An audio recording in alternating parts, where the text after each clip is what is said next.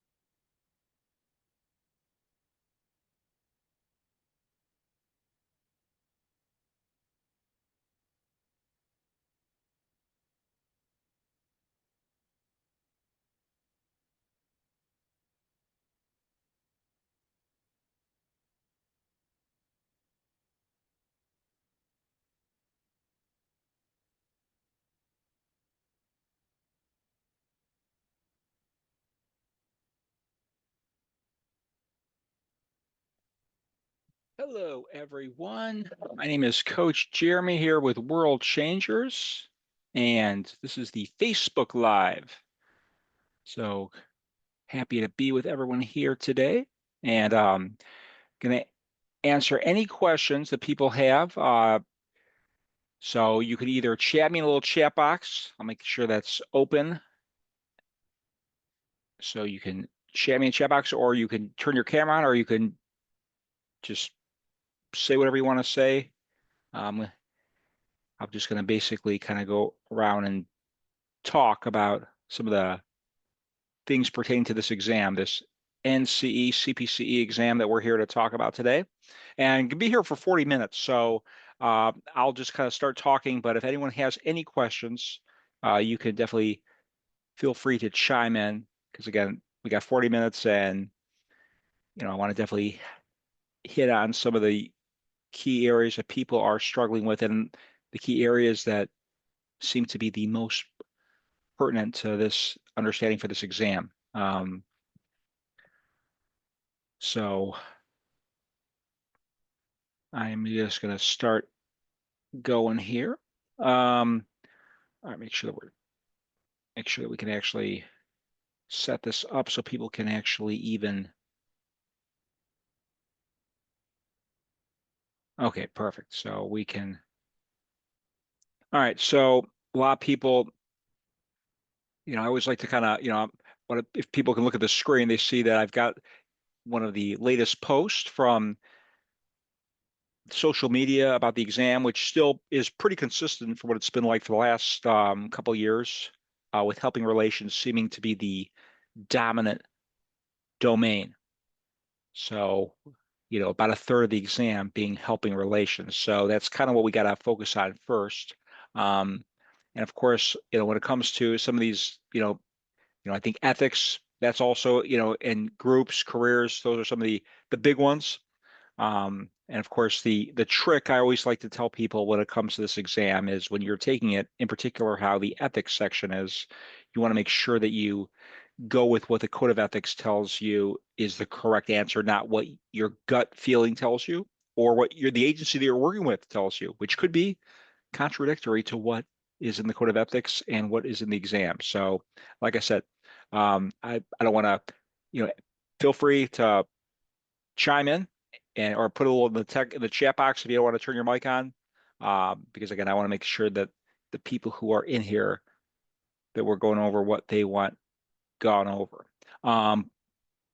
So with that being said, I always like to kind of start off with some of the big ones, and that's in helping relations and person-centered. This is Rogers, Carl Rogers. And, I always tell people that if they're ever not sure of something, look at the name of it, because sometimes the name can help lead you to what the answer is. So if you're like, I forgot what person-centered is. Well, if it's called person-centered, client-centered, the client is the center of this counseling process. This is a humanistic approach to therapy, not you walk in for a subscription diagnosis, have a nice day, so to speak. It's about you and I. We're going to figure this out together. And a few key terms. Unconditional positive regard might be the most famous one. It's about empathy. I get what you feel. I'm not going to cry with you because that's sympathy, but I get what you feel. Active listening. So aside from me hearing you, I'm paying attention to nonverbal cues. Are you looking at the window when I'm talking to you? Are you shaking because you're nervous? Are you clenching your teeth? Congruence. What I'm saying and doing is lining up with each other. I'm real. Genuine. Those are some key terms. So again, like I said, I'm going to keep going here. So please, if you have any questions, and I'm going to try to keep an eye on the chat box, because again, I know that we're on Facebook Live. So if anyone is in Facebook right now, definitely please feel free to chat away. And again, I will go ahead and try and keep that monitored as best I can. All right, but let's go ahead now to I think we got some more people coming, and all right, there we go. More people are joining us, which is good.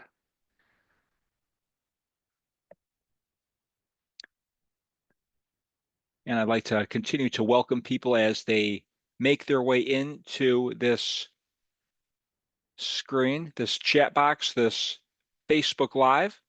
We are going to be here until 6:40 Eastern time. So if anyone has any questions that they would like addressed about this exam, please feel free to either unmute yourself, chat in that chat box,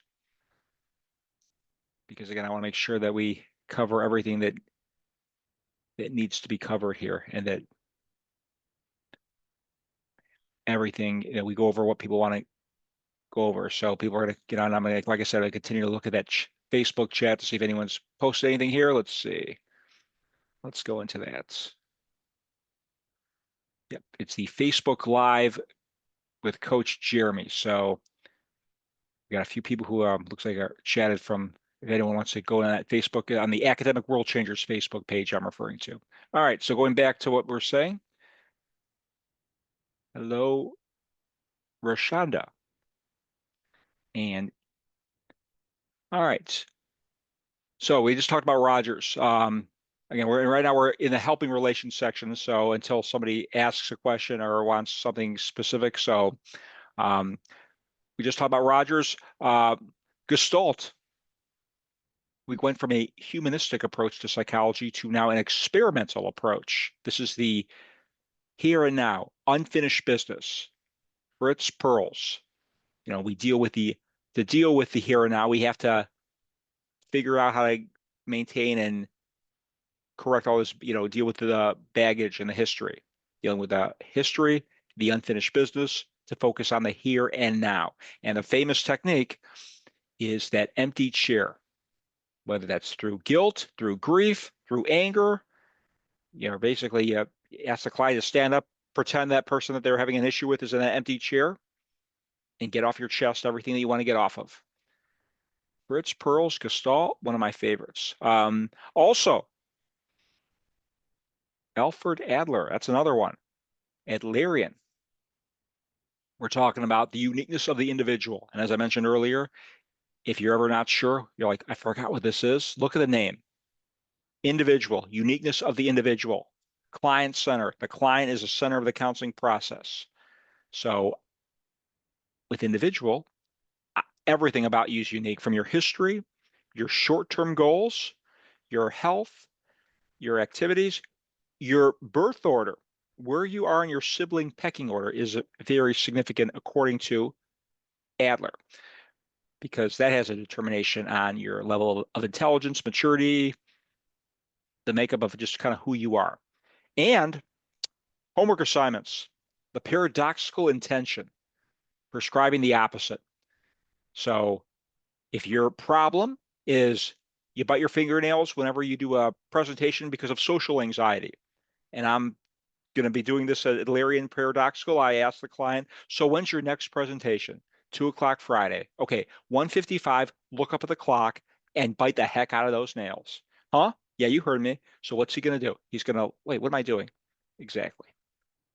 If it's insomniac, can't sleep, what time would you like to go to bed tonight, client? 9 o'clock. Okay, 8:55, turn on your TV, get some coffee, have some ice cream, watch a scary movie, turn your lights all the way up, blast the music, and whatever you do, don't sleep. And he's going to probably conk out. Exactly. So there you go. All right.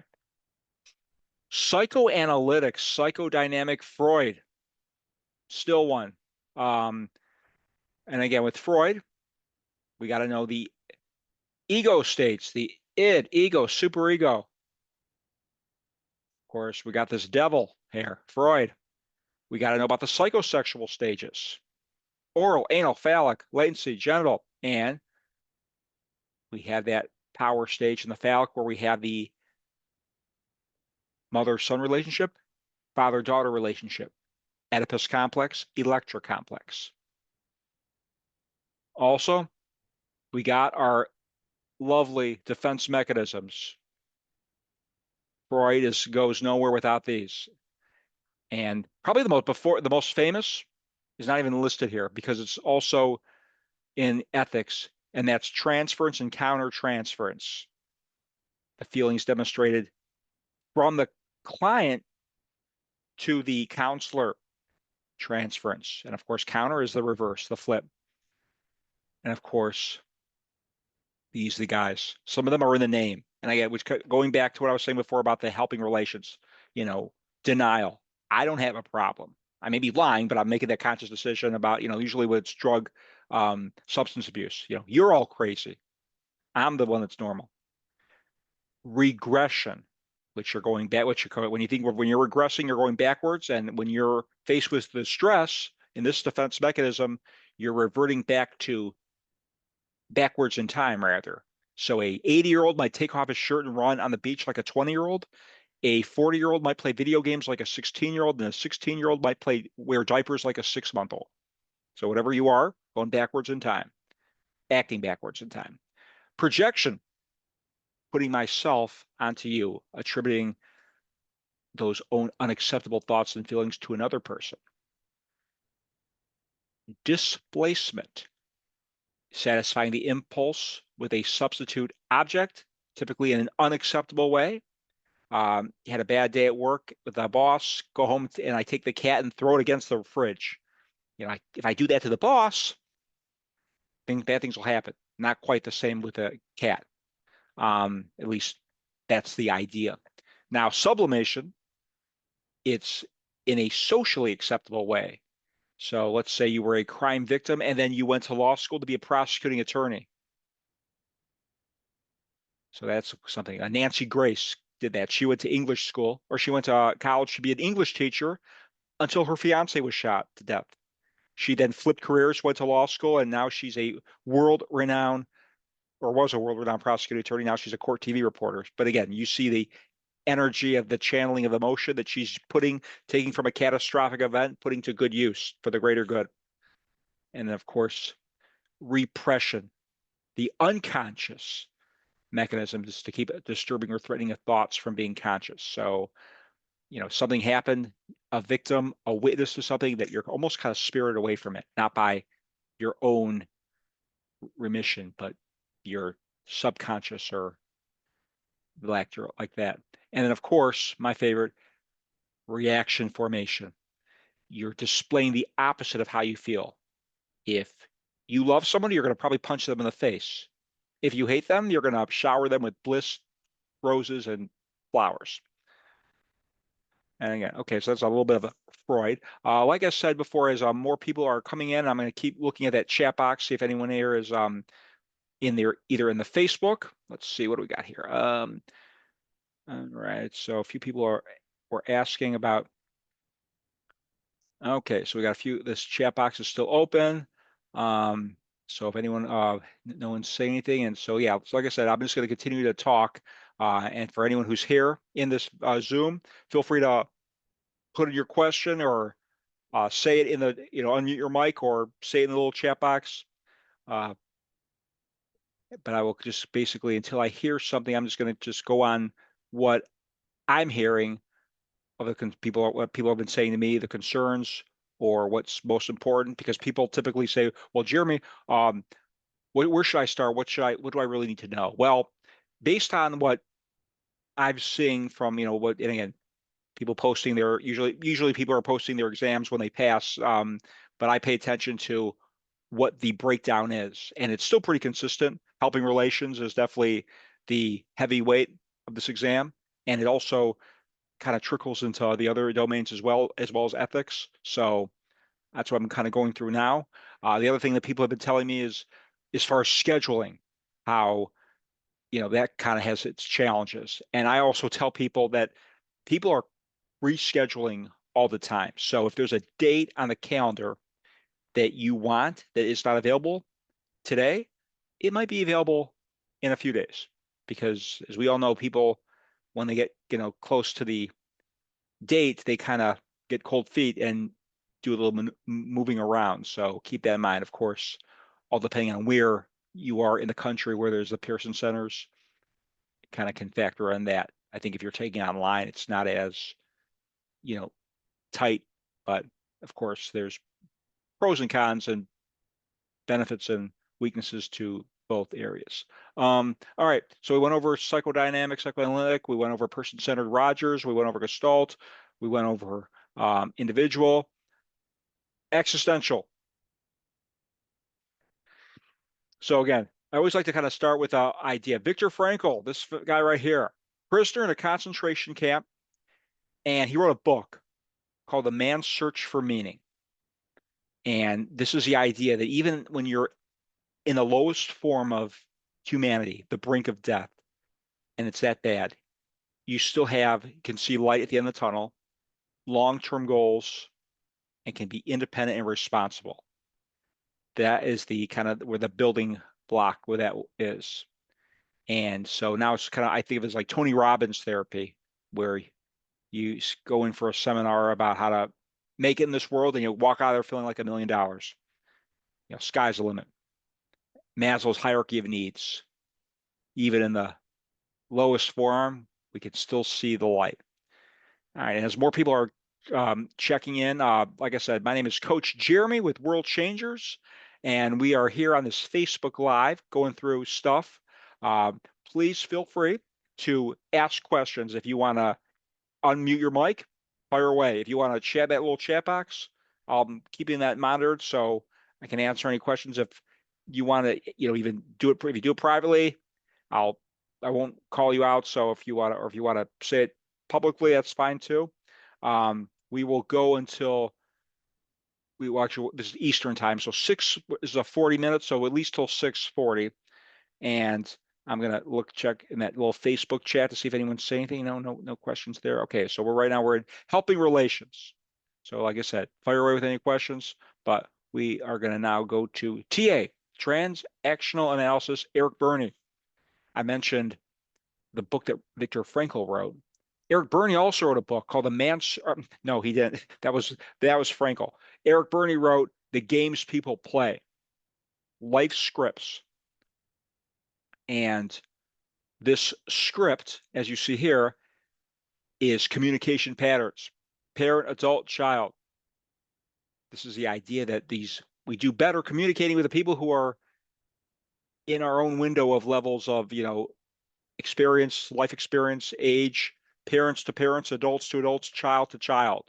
Those are called complementary transactions. When we go this way, it's called a cross transaction. Doesn't work out as well, according to Eric Berney. So again, And when you think of Eric Burney, games people play, life script, communication patterns, complementary versus cross transactions. That's Eric Burney. And as more people are checking it, I'll just kind of want to scale back a little bit. My name is Coach Jeremy here. This is the Facebook Live, and we are going till 20 or 6:40 Eastern time tonight. And I'm opening the door for any questions to either ask me with your unmuted mic, chat in the little chat box, or you can go on our Facebook, World Changers Facebook, which I'm also monitoring too. Make sure to see if anyone's posted anything there. Nope. But yeah, I'm going to just kind of keep going through this stuff until somebody has a question. So feel free. Well, I'm glad nice to see everybody here, making sure that nobody else has. Let's see if anyone's in the waiting room. No, I think we got everyone. All right, Different. yeah, go ahead. I'm sorry. I noticed you did the complimentary, which is Yes.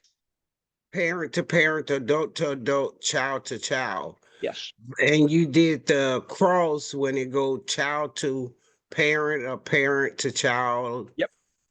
But what about the parallel? Ain't this one the parallel? Well, the complementary is either if it's going parent to parent, adult to adult, or child to child. That's a complementary. So complementary can be any of the three, and cross can be any of the because if it's not complementary, it's a cross. So you see here that it's so parent to parent, adult to adult, child to child. Those are called complementary transactions because the idea here is we do better with people communicating with people who are in our own window of where they are in life. Okay. Yeah, but good question. Yeah, good question. All right, Eric Burney. All right, CBT. This might be the most broad form of therapy in this whole program because when you think about it, why are we in therapy? Why is anyone in therapy to begin with? Because of how we're thinking. We got this stinking thinking, as they call it. So, and as you see here, a lot of people, we got a whole army of people who are prescribing to this proponent of CBT. So again, we got our automatic thoughts that we got to replace with constructive thoughts, CBT. And some of those negative forms of thinking of right here, polarized thinking, mental thinking, overgeneralization, jumping to conclusion, catastrophizing, personalizing, or blaming. And then CBT, I always like to jump right from there to REBT because it's kind of similar. Because if you remember that I was showing you that army of people, and this is one of them, Albert Ellis, who now is in REBT. So it's going to be similar, but there's a few specifics that are only in REBT. And one of them is called the term crooked thinking. So if you see on that exam that term crooked thinking, you're looking REBT. Is that how different is that than that term stinking thinking as we call it in CBT? Maybe not that different, but it's called crooked thinking in REBT. So when you see crooked, you got to go REBT. You also have to go ABCDE approach as a technique in REBT. Like, in life when you have a domino effect happen where this happens, I'm telling myself this, and therefore I'm thinking negatively about this. So I got to tell myself something more positive so I feel better about it and think more positive, almost like flipping that domino. Irrational thinking, shoulda, coulda, woulda, those statements. Again, similar to CBT, more specific though. And one guy, Albert Ellis. So certain things should set off bells, whistles, fire alarms with REBT. Crook thinking, REBT. Albert Ellis, REBT. ABCD approach, REBT. REBT. All right. DBT. People ask always like, what would you use this for? Well, this was created for borderline personality disorders, Marshall Linehan. Now, it can be used for other things such as mood disorders, eating disorders, but it was created for borderline. So, that's kind of one of those things where, should set off some bells and whistles when you hear about a borderline client. Is DBT an option? Because 4 techniques perfect for a DBT or for a borderline client: mindfulness, paying attention to the present moment, experiencing things non-judgmentally; distress tolerance; interpersonal effectiveness, because they have a hard time dealing with people and their emotions are all over the place. So emotional regulation. So DBT, dialectical behavioral therapy; maladaptive thinking. We got some complex issues. This is not something that gets taken, figured out, handled in a few sessions. But there is one that is, and that's this one. Solution-focused brief therapy. Brief, 6 to 8 sections, 6 to 8 sessions. And also 3 techniques, 3 questions. So again, going back to that, I mentioned earlier, if you're just kind of checking in, if you ever are not sure about something, look at the name of it. Client-centered. The client's the center of the counseling process.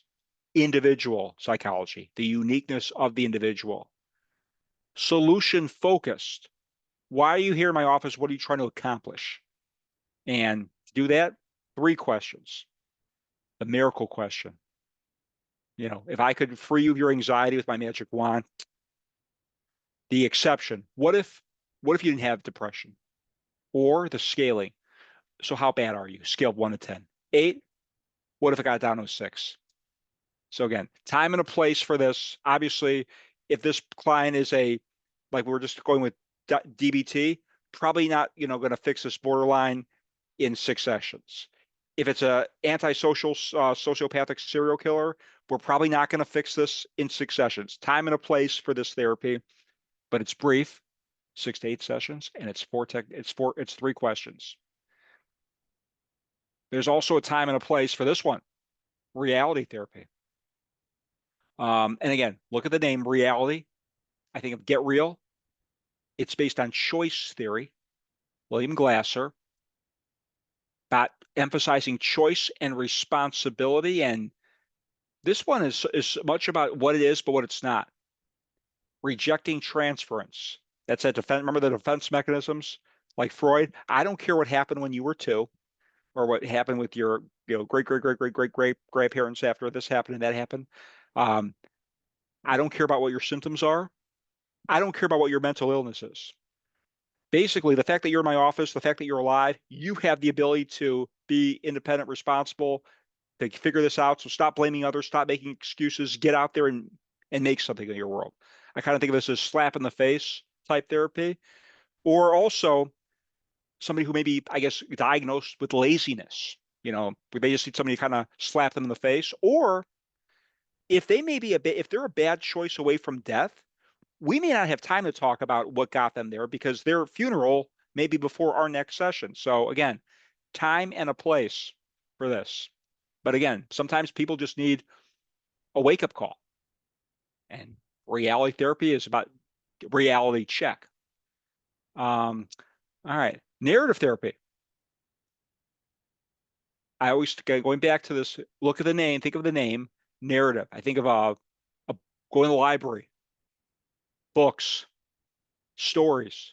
So if you're in my office for a counseling session, you got a narrative. You're gonna have a sob story. I mean, you're not gonna be there telling me a good story. You're gonna be telling me a bad story. So what I'm gonna do is I'm gonna help you reauthor your story by asking questions, by deconstructing, by homework assignments. Example: client comes in lonely, depressed. Their former spouse left with their divorce papers. They took off. It's been quiet. It's been lonely. I don't know what happened. Let me ask you this, client. How happy were you in this marriage to begin with? Not very happy. How much more free time do you have now? A lot. Do you think that maybe she did you a favor by leaving? Again, I'm not trying to change his life or his history, but helping that client see it differently. Also homework assignments, pros and cons of your life now versus before. What's better about it? What's worse?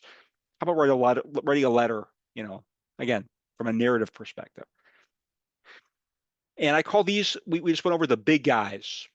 These are the big guys in helping relations, which takes about a third of the exam from a points perspective. And so I think if we pick our battles with our narrative, with our helping relations people, that's kind of, I feel like if you have an idea of what those are, and people ask, well, how do I know I'm ready? Well, I think you're ready if you can talk about it. If I were to ask you to explain it to me and teach it to me, I think, obviously there's always going to be questions. There's always going to be trivial things that maybe you might miss. I mean, I learn about some of these people, things about them that I did not know before every day. But what's the main thing about, Rogers, person-centered, the client's a center, empathy, unconditional positive regard. What do we, that's, I don't need to know what college you went to. So, and I want to welcome everyone else. We got a bunch of people who just kind of logged in. So my name is Coach Jeremy with World Changers. We are going over right now, or we just finished going over the big people in helping relations. But I'm going to open up to, if anyone has any questions, either feel free to unmute yourself and fire away, chat me in the chat box, or put it in that little Facebook. If you're on the Facebook page right now, I'm keeping an eye on that and going back and forth. If you have any questions on that, let me know, and I will just continue to yammer away until somebody jumps in. But please feel free to jump in. Like I said, I'm just going to go over what I am going to go over, but I want to obviously go over with anyone or ask any questions, even if it's about the exam. If that's bothering you, but from a scheduling standpoint, because and even some people here might be able to kind of bounce things off each other. So feel free to ask away.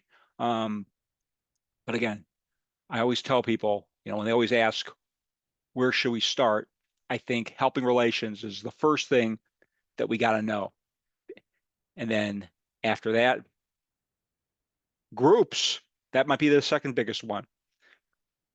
And stages of groups. And kind of like what I was saying before with helping relations, where it starts, sometimes look at the name.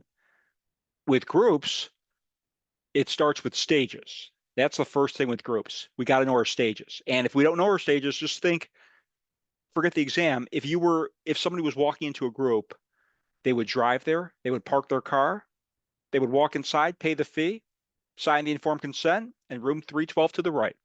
We're forming. And then get to work. Now, keep in mind, there's a reason that they're in group to begin with. And to think that it's going to be all sunshine and rainbows, probably not right away.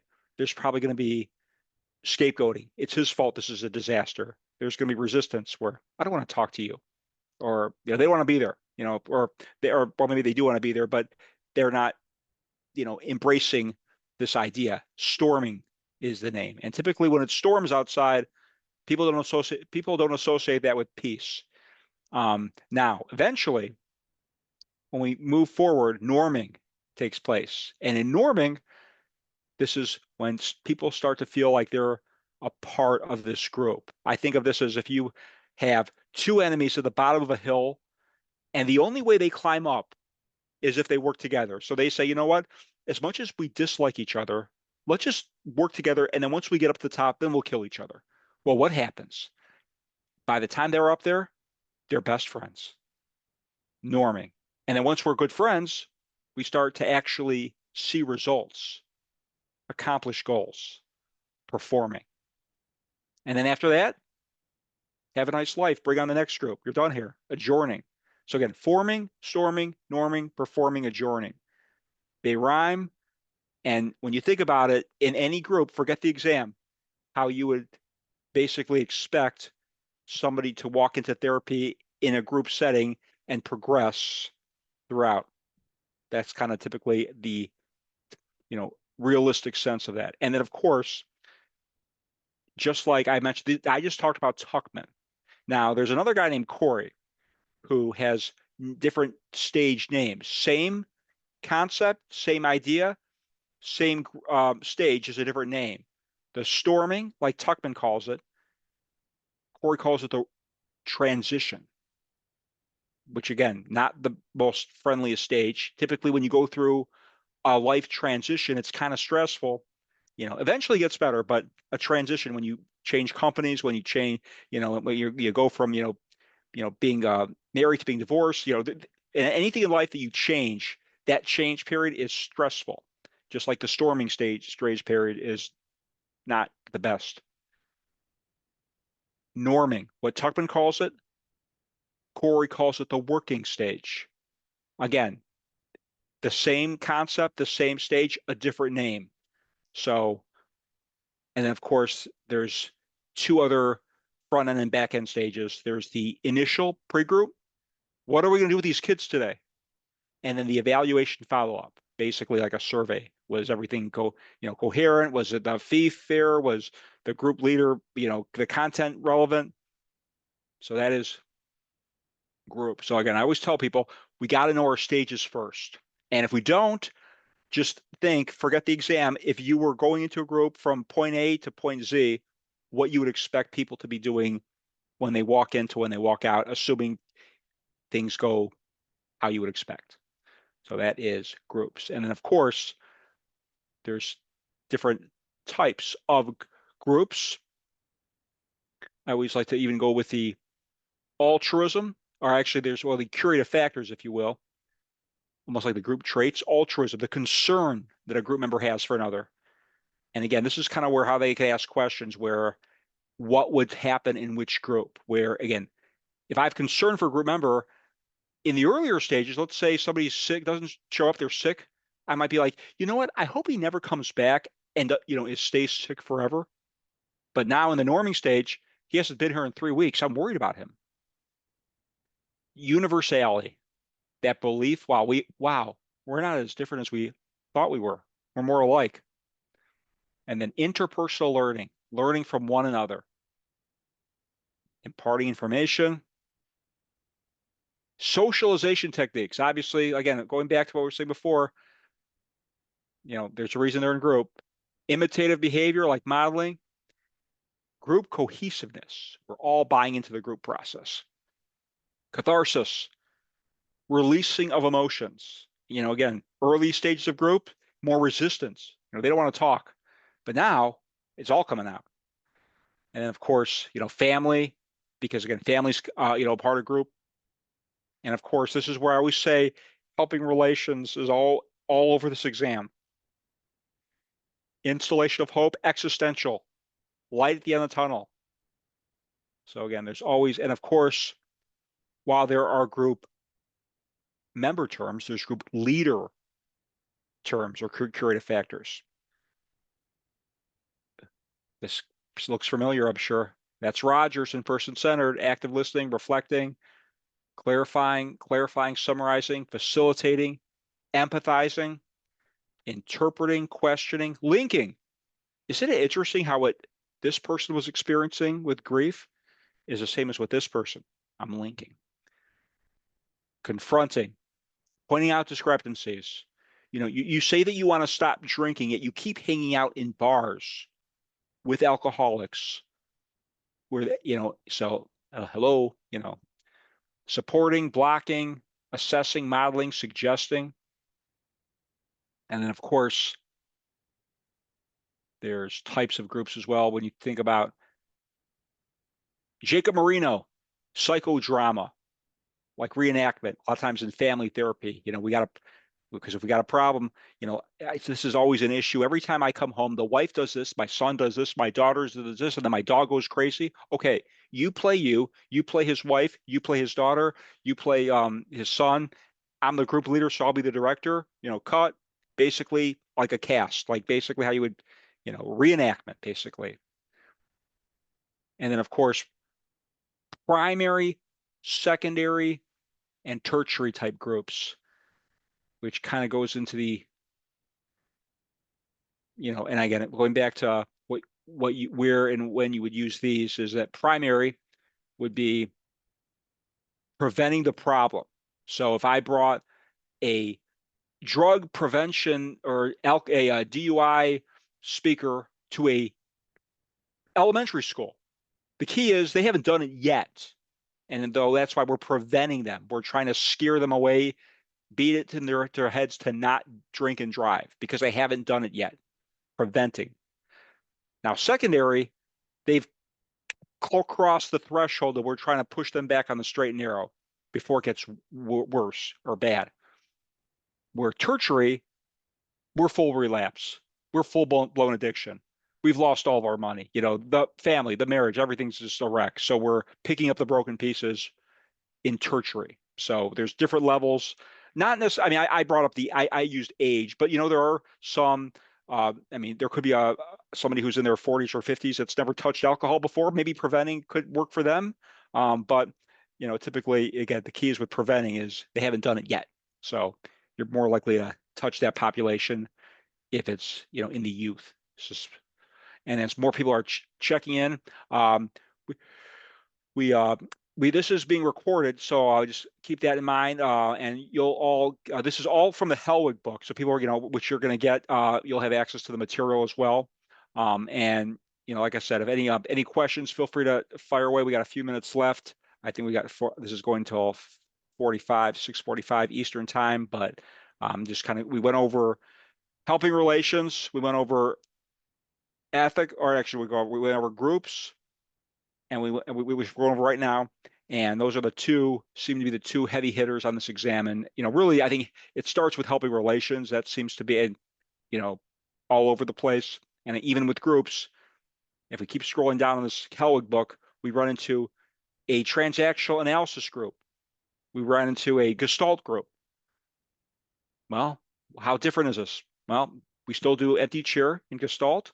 We still do here and now in unfinished business. The only difference is it's in a group. So people always, you know, I hear a lot say there's so much information. Well, yes, but a lot of it is repetitive. A lot of it you see again. So if you know, which is why, you know, as you keep seeing it, it actually becomes a lot less and less. So again, the only difference is it's in a group. And again, just like how I mentioned earlier, transference and countertransference. It's also in ethics, you know, seems to appear in ethics as well as in Freud and psychoanalytic, psychodynamic defense mechanisms. So, you know, again, this is obviously, you know, when it comes to this exam, you know, sometimes what gets people is you want to make sure timing. What would you do first with ethics? You know, you might have to call 911. You might have to get the parents involved if there's suicidal ideation. But first, suicide risk assessment. You know, maybe they're just talking nonsense. Makes you know, so if you can get you know, timing is important in this. So, you know, client asks you to their wedding. Well, before we decide what we're going to do, why are you inviting me? Let's find that out. You want me to have shots of tequila with you? I'll politely decline. But if this invite is because this counseling process had a significant impact on this marriage, on this healthy relationship, and therefore it would be appropriate, I'd be more than happy to come. Again, you got to go with what the code of ethics tells you. I'm not saying that that's what you should do in real life. That's what you do, and that's your own business. But on the exam, it's the NCE's business, and their business is the code of ethics. So, you know, you got to go with what they say, and that would be, you know, first, why do you want me to come? Appropriate reason, appropriate response. Be more than happy to come for a short period of time, sit in the back, and leave. You know, the other famous question is, you know, the Tarasoff Act. You know, where somebody, you know, intent to, you know, warn, and you warn the victim. You know, they have a plan in place. They tell you to decapitate your gas station clerk that works down the street. First thing you do, gas station clerk, my client's coming for you. I'd run for cover. Click. 911, we got a problem. Click. And you're off the hook. And you do it in that order. Because if you just call 911, police get there and the guy's head's detached from his body. That doesn't do him good. And now you got a problem. All right, so there we go. So like I said before, as we are running out of time here, all of this will be available on your little chat module. I think you guys will get an email from it. If you don't, feel free to check back in, and I'm just going to post, hang on a second here, what I got, some additional stuff. Hang on. Oop. All right, I'm going to post in the little chat box here for anyone who found this helpful.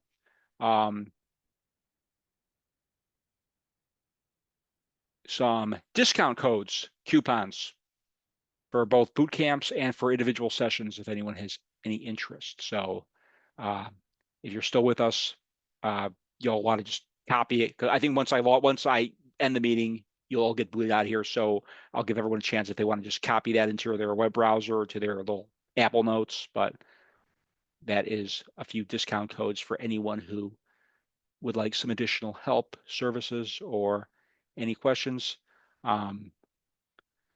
But yeah, but thank you all for coming. Glad that hope we all found this helpful. I want to wish everyone good luck.